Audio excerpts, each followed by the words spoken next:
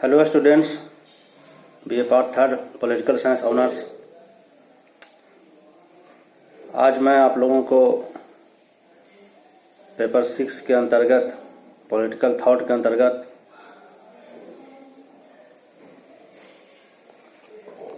प्लेटो के ideal state के बारे में बताएंगे।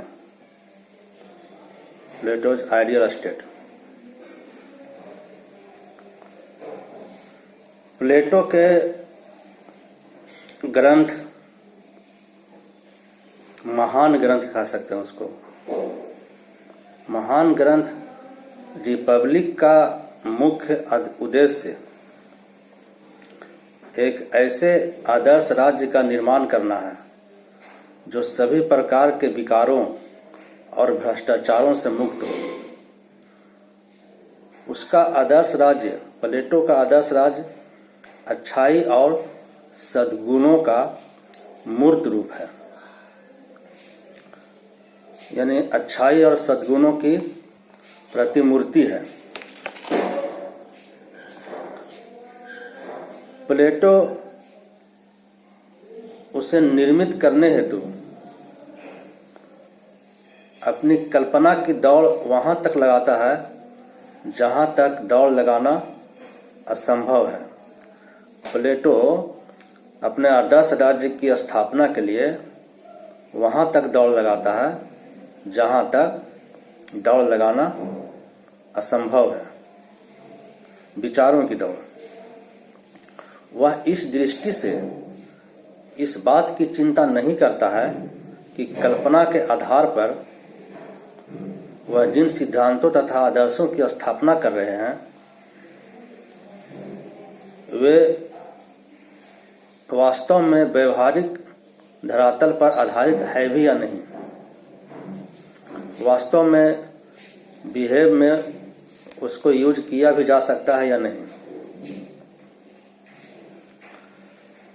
उसके लिए आदर्श सर्वोपरि महत्व के हैं, उनकी व्यवहारिकता नहीं, यानी उनका आदर्श ही यहाँ पर सर्वोपरि है, उनका आइडियल ही यहाँ पर सर्वोपरि है, व्यवहार नहीं।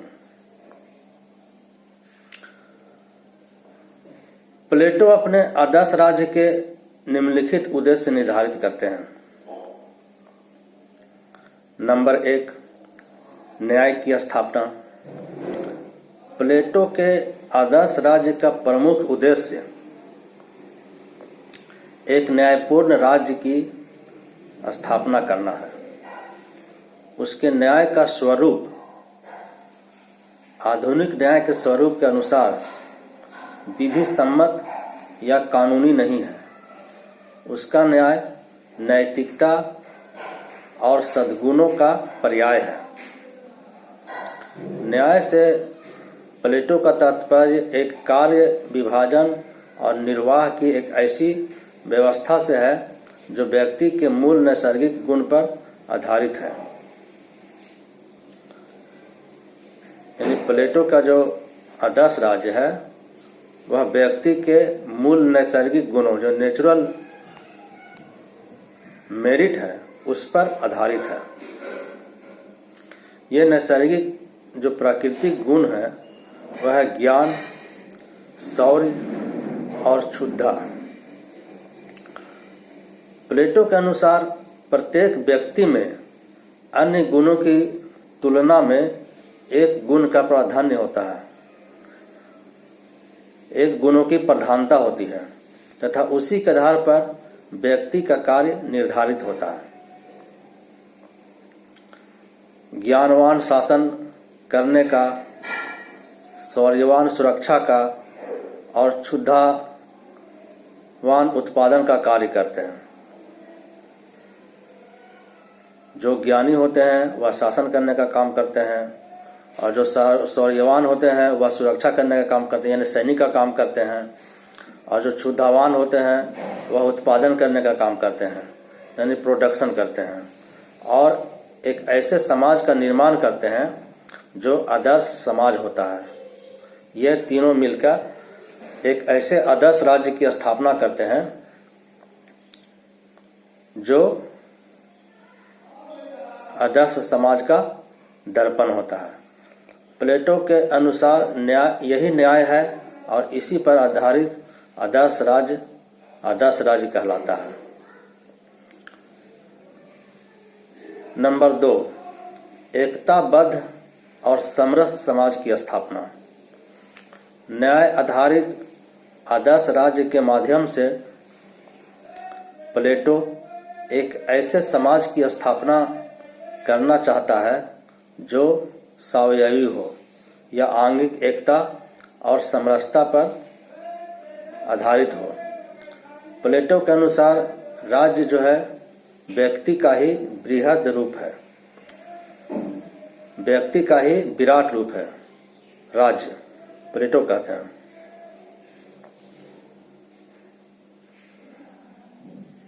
वह इस तरह स्वाभाविक एकता की स्थापना कर राज्य को समरसता का एक मूर्त रूप प्रदान करना चाहते हैं, ताकि व्यक्ति और राज्य के कार्य में कहीं संघर्ष या टकराव न हो तथा वे एकताबद्ध होकर अपना निर्धारित कार्य करते रहें और राज्य के आदर्श रूप को बनाए रखने में अपनी रचनात्मक भूमिका का निर्वाह करते रहें।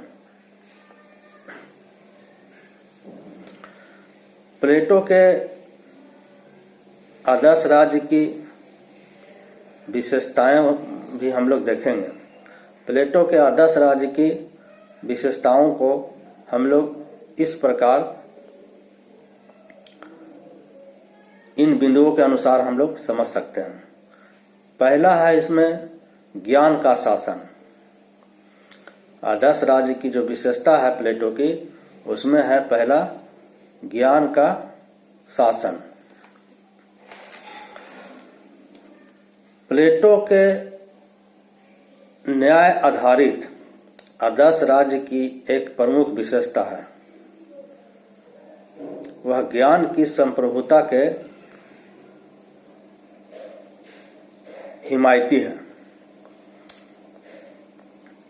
वह ज्ञान को सर्वोपरि, शिक्षा को सर्वोपरि स्थान देते हैं। उसके आदर्श राज्य में जो ज्ञानवान है, जो सद्गुणी है, उन्हें ही शासन करने का अधिकार प्राप्त है। उसके अनुसार ज्ञान का शासन ही वह औषधि है जिसका सेवन करके एक राज्य अपने आंतरिक और बाहरी रोगों से मुक्ति प्राप्त कर स्वास्थ्य लाभ कर सकता है तथा अपनी विकृतियों और विकारों से इसी उपचार के माध्यम से मुक्त हो सकते हैं। प्लेटो ने शिक्षा की तुलना जो है एक दवा के रूप में किया है, एक औषधि के रूप में किया है, और वह कहते हैं कि इसके सेवन करने के उपरांत राज्य जो है अपने बाहरी और आंतरिक सभी गुणों से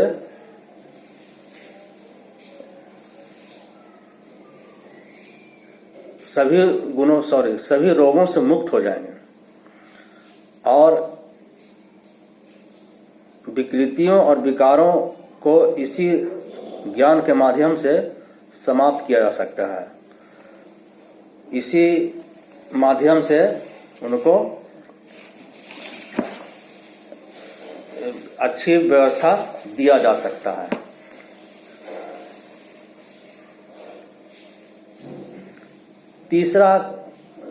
दूसरा उनकी विशेषता है आंगिक एकता का साकार रूप।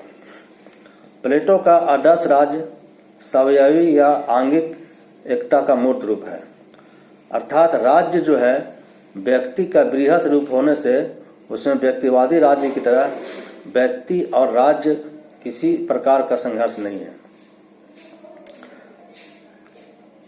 नंबर 3 है राज्य जो है एक नैतिक और आत्मिक संगठन है। प्लेटो का आदर्श राज्य किसी ऐतिहासिक प्रक्रिया के विकास का परिणाम नहीं है, वह मनुष्य के मस्तिष्क की उपज है। वह एक मानसिक संस्था है। वह एक नैतिक संस्था है, वह एक आत्मिक संगठन है। आदर्श राज्य में सार्वजनिक और व्यक्तिगत नैतिकता का एक ही सिक्के के दो पक्ष हैं। नंबर 4, कार्य विभाजन और विशेषीकरण पर आधारित। प्लेटो का आदर्श राज्य कार्य विभाजन और विशेषीकरण के सिद्धांत पर आधारित है। प्लेटो संपूर्ण समाज के व्यक्तियों को उनके नैसर्गिक गुणों, ज्ञान, शौर्य तथा क्षुधा के आधार पर 3 भागों में विभक्त करते हैं। इन तीनों वर्गों के सहयोग पर आदर्श राज्य का जो स्थापना है वह निर्भर है। वे एक दूसरे के हितों और आवश्यकताओं की पूर्ति करते हुए न्याय को जन्म देते हैं और जो प्लेटो के आदर्श राज्य का मूल आधार है, जिस पर उसकी नींव रखी हुई है तथा जिस पर उसका भवन आधारित है। दार्शनिक शासक द्वारा प्रशासित। प्लेटो के आदर्श राज्य की 5वीं विशेषता जो है वह दार्शनिक शासक द्वारा प्रशासित है। कार्य विभाजन और विशेषीकरण के इसी सिद्धांत से एक न्याय आधारित राज्य का जन्म होता है, जो एक ऐसे शासक द्वारा प्रशासित होता है जो आत्मज्ञान या दर्शन की भावना से प्रशिक्षित है, जो पूर्ण संयमी और निस्वार्थी है। नंबर 6, राज्य नियंत्रित शिक्षा। प्लेटो आदर्श राज्य के अंतर्गत शिक्षा को राज्य के अधीन रखते हैं। प्लेटो इसे कितना महत्व प्रदान करते हैं यह इसी से स्पष्ट हो जाता है कि वह दार्शनिक शासक के कार्य क्षेत्र की जो सीमा है, दार्शनिक शासक के कार्य क्षेत्र की जो रूपरेखा है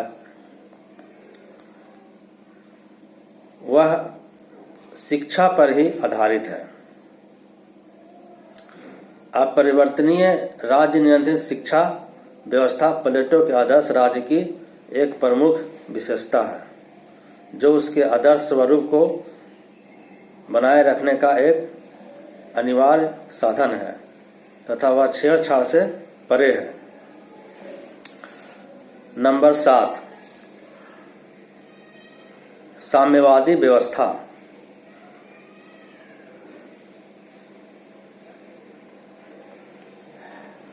दार्शनिक शासक और आदर्श राज्य को मूर्त रूप देने में यदि कोई कमी रह जाती है तो साम्यवादी व्यवस्था पूरक के रूप में उसे दूर करने का एक प्रभावी उपाय है। यानी कि आदर्श राज्य को स्थापित करने में कोई कमी रह जाती है तो साम्यवादी जो व्यवस्था है एक पूरक के रूप में प्रभावशाली कदम है। शिक्षा व्यवस्था इस दृष्टि से एक सकारात्मक उपाय है और साम्यवादी व्यवस्था एक नकारात्मक या निषेधात्मक साधन है। सामूहिक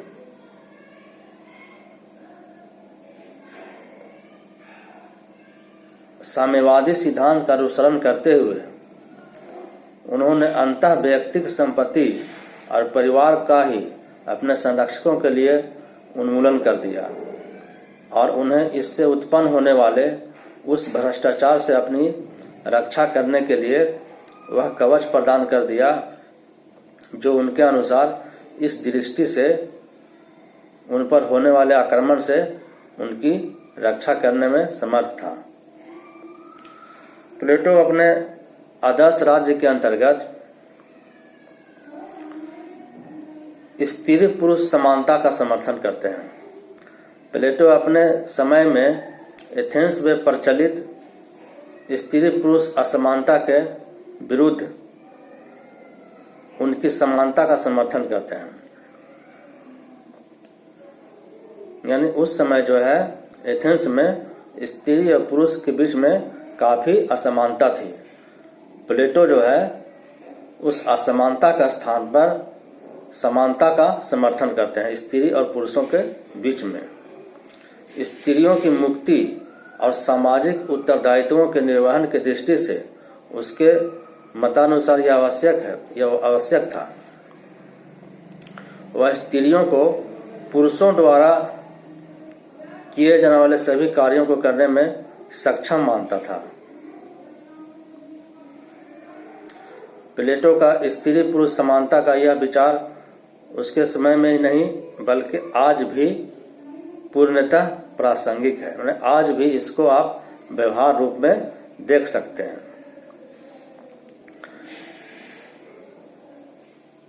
लिंग भेद को मिटाने की दृष्टि से प्लेटो एक क्रांतिकारी ही नहीं एक दूरदर्शी विचारक के रूप में भी हमारे सामने आते हैं। यानी उन्होंने स्त्री और पुरुषों की जो समानता की जो बात की है वह उस समय भी प्रासंगिक था और आज अत्यंत ही काफी प्रभावशाली और प्रासंगिक है। आज जो है हर लोग यह मानने के लिए तैयार हैं और यह मानने को मजबूर हैं कि स्त्री और पुरुष में कार्य विशेषण के लिहाज से कार्य विशेषण के आधार पर किसी भी प्रकार का कोई भी अंतर नहीं है। कला और साहित्य पर भी राज्य का नियंत्रण प्लेटो चाहते हैं। कला और साहित्य को भी राज्य के नियंत्रण के अधीन रखना चाहते हैं। प्लेटो अपने आदर्श राज्य के स्वरूप को बनाए रखने के लिए कला एवं साहित्य पर कठोर नियंत्रण का पक्षपाती हैं।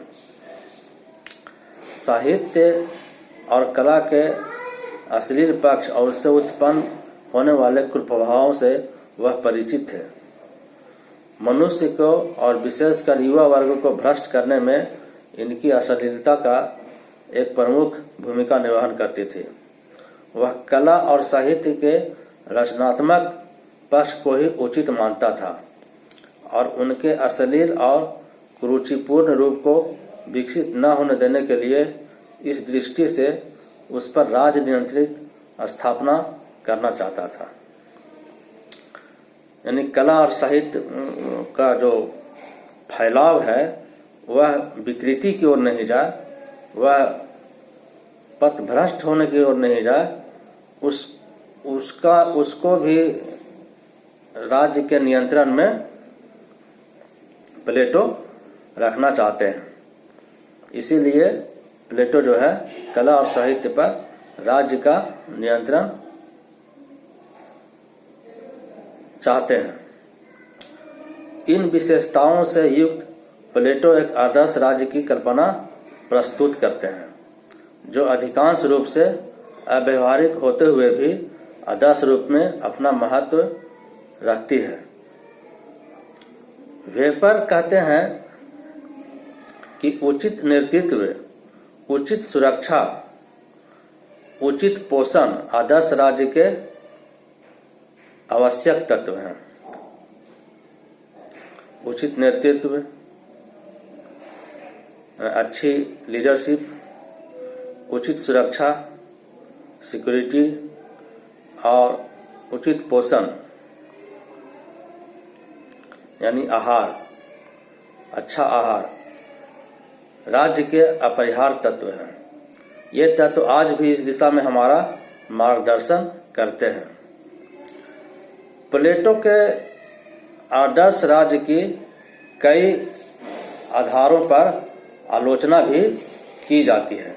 कई आधारों पर उनकी आलोचना भी की जाती है। इस संबंध में उनकी आलोचना यह कहकर की जाती है कि प्लेटो का जो आदर्श राज्य है वह विधि के अनुसार जो है उचित नहीं है। ज्ञानी और प्रबुद्ध शासक चाहे कितना भी ज्ञानवान क्यों न हो, मानव होने के कारण वह मानवीय दुर्बलताओं का शिकार हो सकती है। सत्ता का निरंकुश चरित्र उसे भ्रष्ट कर सकता है। इन सब से बचने के लिए विश्व की सभी व्यवहारिक शासन व्यवस्थाओं में शासकों के मार्गदर्शन हेतु विधि और कानून के महत्व को स्वीकार किया गया है, जो कि प्लेटो के आदर्श राज्य में नजर नहीं आता है। प्लेटो कल्पना और आदर्श को ही महत्व देते हैं, कानूनी आधार को महत्व नहीं देते हैं, ऐसा आलोचकों का कहना है।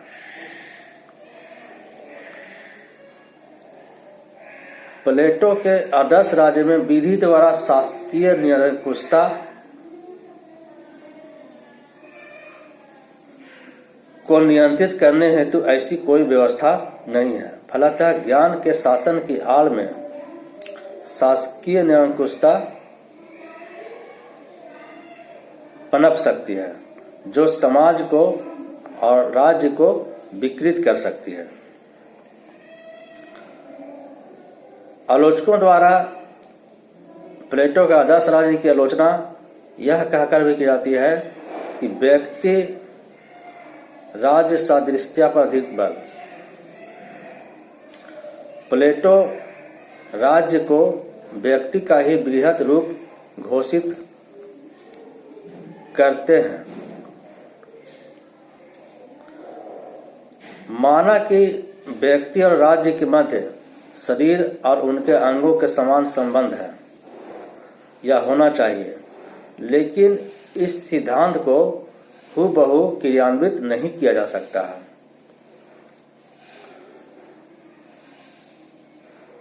व्यक्ति का राज्य से भी पृथक अस्तित्व है और काफी महत्वपूर्ण है, लेकिन प्लेटो व्यक्ति राज्य संबंध के इस रूप को और उसके महत्व को नहीं समझ सका और उन्हें सिद्ध करके उस अतिवादी छोर तक चला गया जो स्वाभाविक और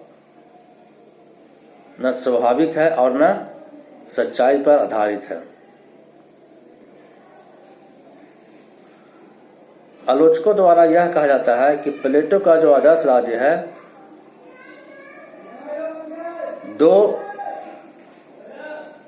दो शिविरों में विभाजित है, दो शिविरों में बटा हुआ है। प्लेटो का आदर्श राज्य जो है एक दूसरे के दो हितों में बटा हुआ है जो एक दूसरे के विरुद्ध है। संरक्षक या अभिभावक वर्ग और उत्पादक वर्ग, एक भोग मुक्त और दूसरा भोग युक्त। यानी कि एक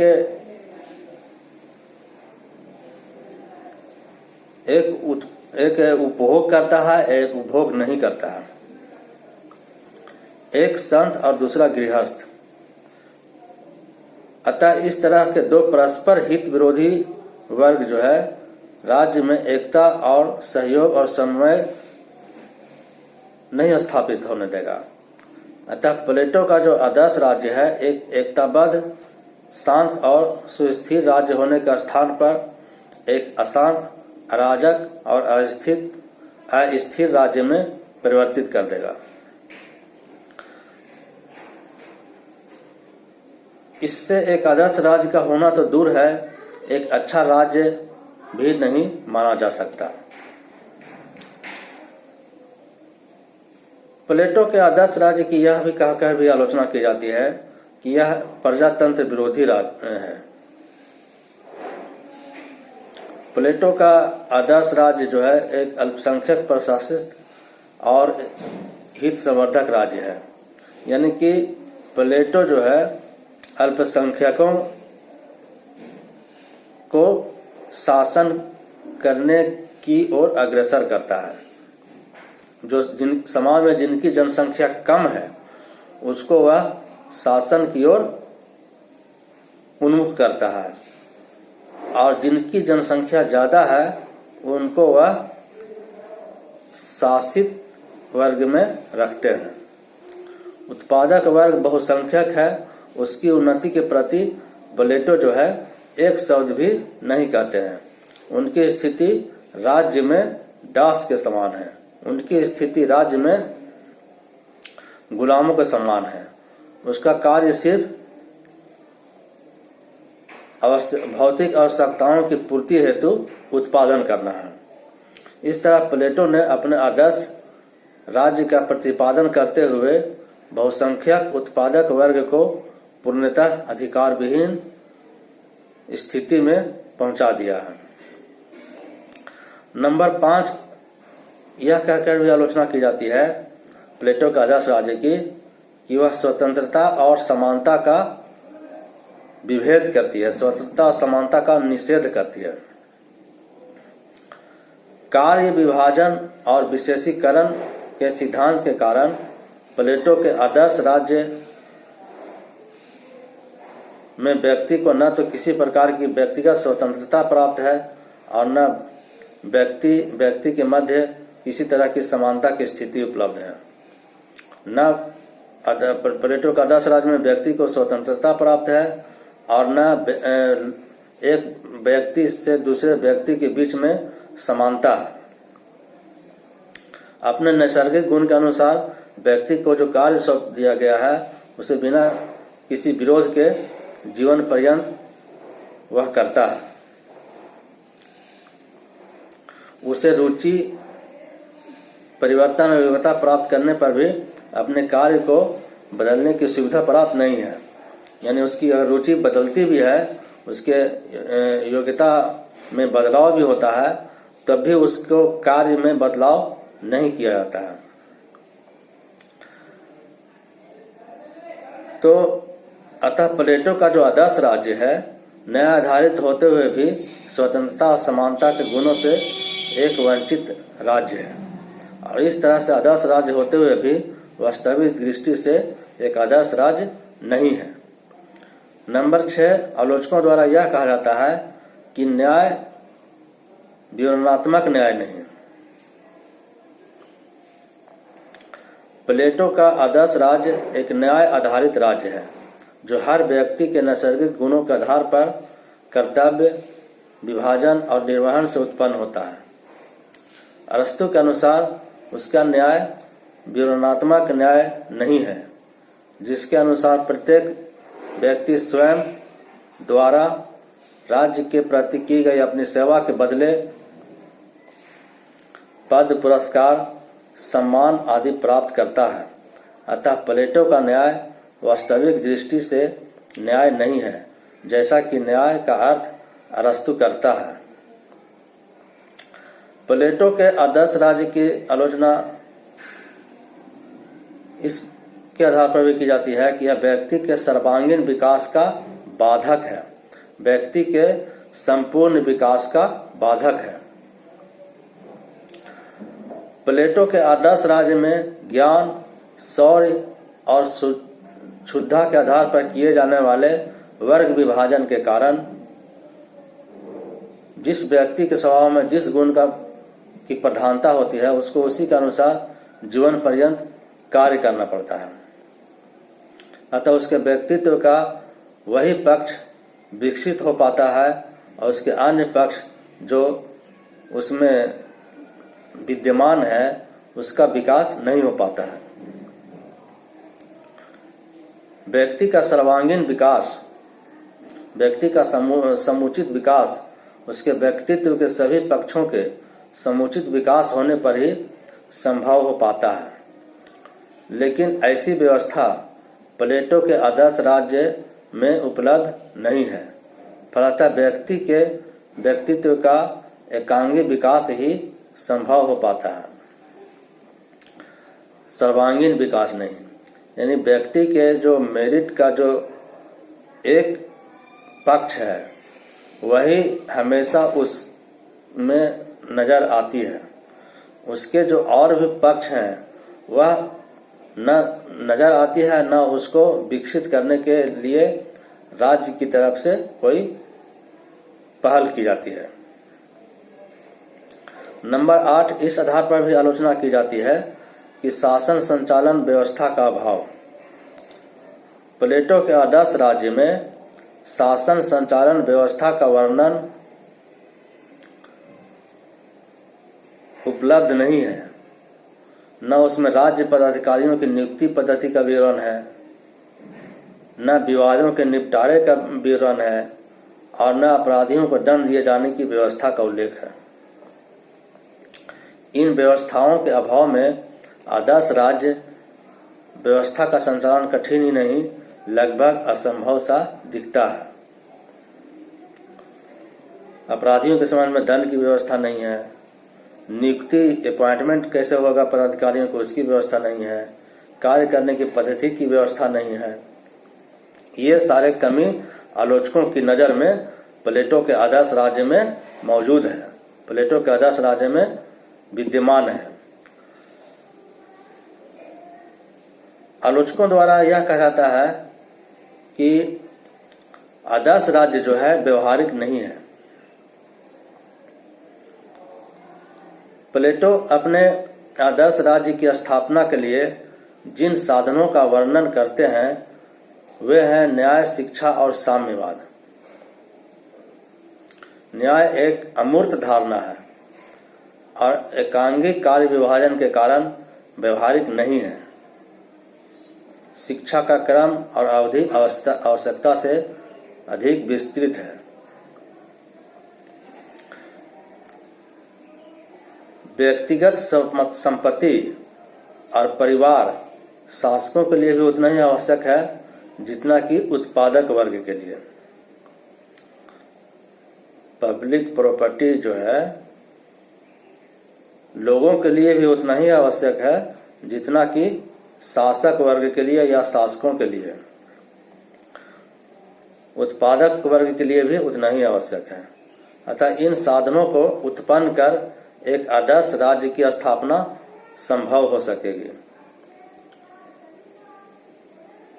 इन विशेषताओं और आलोचनाओं के पश्चात प्लेटो के आदर्श राज्य का मूल्यांकन भी हम लोग कर सकते हैं। प्लेटो के आदर्श राज्य की अवधारणाओं की उपयुक्त आलोचना यदि कुछ सत्य भी लिए हुए है, कुछ सच्चाई भी छिपा हुआ है, लेकिन अपनी पूर्णता में वह अतिशयोक्तिपूर्ण है। प्लेटो का दार्शनिक शासक यद्यपि विधि मुक्त है लेकिन निरंकुश नहीं है। प्लेटो का दार्शनिक शासक जो है कानून से मुक्त है, विधि से परे है, लेकिन निरंकुश नहीं है, क्योंकि उसे मर्यादाओं में ही रहकर शासन संचालन करना है। ये उनके कार्यों पर अवरोध का कार्य करती है, यानी कि ब्रेकर का काम करती है। आत्म संयम और लोक कल्याण उसके जीवन का उद्देश्य है, अतः वह अत्याचारी भी नहीं हो सकता।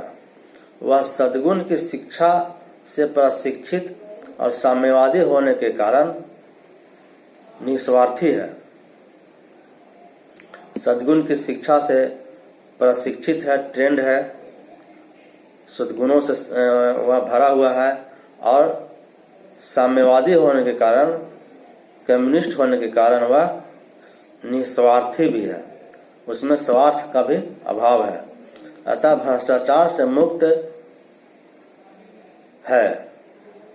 बारकर कहते हैं कि आदर्श राज्य का दार्शनिक शासक एक ऊपर से थोपा हुआ बलात् जोड़ हुआ तत्व नहीं है, बल्कि संपूर्ण पद्धति का तर्कसंगत परिणाम है, जिसके अनुसार आदर्श राज्य का निर्माण किया जाना है। इसके अतिरिक्त प्लेटो के आदर्श राज्य के रूप में भी एक अस्थायी महत्व है, क्योंकि आदर्श ही मनुष्य को व्यवहार की ओर ले जाता है। आइडियल ही मनुष्य को बिहेवियर को ओर ले जाता है, उसे आदर्श तक नहीं तो आदर्श के बहुत निकट पहुंचाने की प्रेरणा देता है।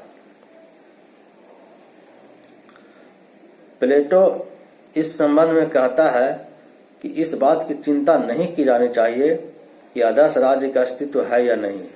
यह विचारों से निर्मित है और इसी रूप में यह मनुष्य के चिंतन और कार्यों को प्रभावित करेगा।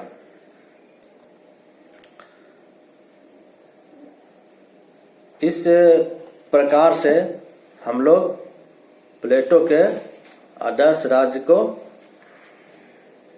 मूल्यांकित करते हैं।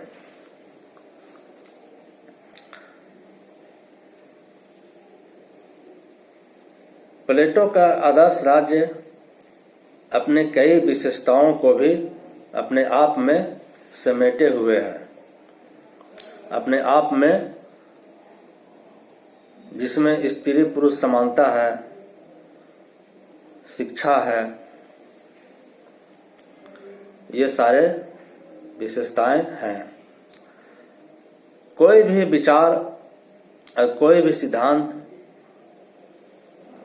तत्कालीन परिस्थितियों के आधार पर स्थापित होती है, तत्कालीन परिस्थितियों के आधार पर निर्मित होती है और उसमें समय से बदलाव की भी आवश्यकता महसूस होती है और बदलाव की ओर अपनी ध्यान आकृष्ट करती है। उसी प्रकार प्लेटो का जो आदर्श राज्य भी जो है अपने कई गुणों और अवगुणों से होते हुए भी आज भी कई बिंदुओं पर हमारा मार्गदर्शन करती है। आशा आज के लिए इतना ही। आशा करते हैं आप लोग घर में होंगे, सुरक्षित होंगे।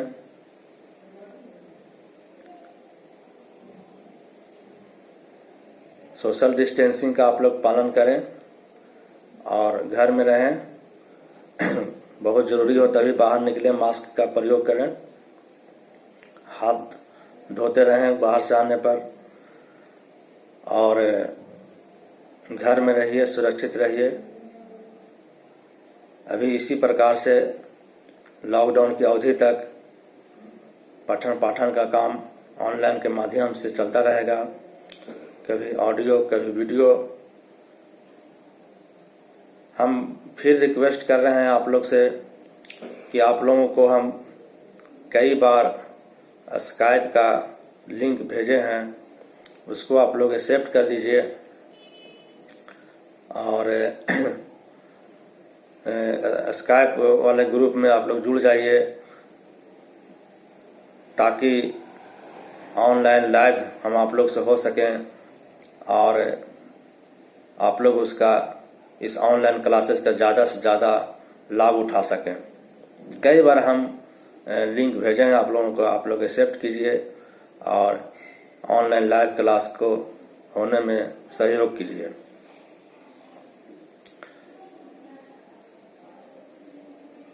जब ऑनलाइन क्लास लाइव हो जाएगा तो वह आपके लिए भी काफ़ी उपयोगी होगा और हमारे लिए भी काफ़ी उपयोगी होगा।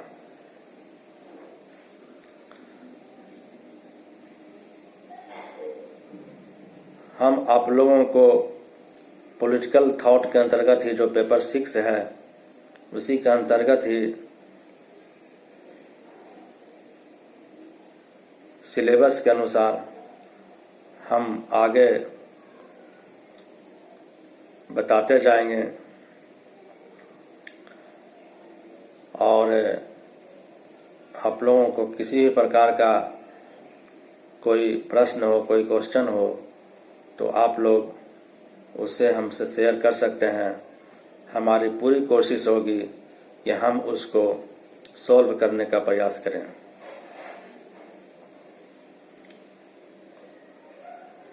धन्यवाद।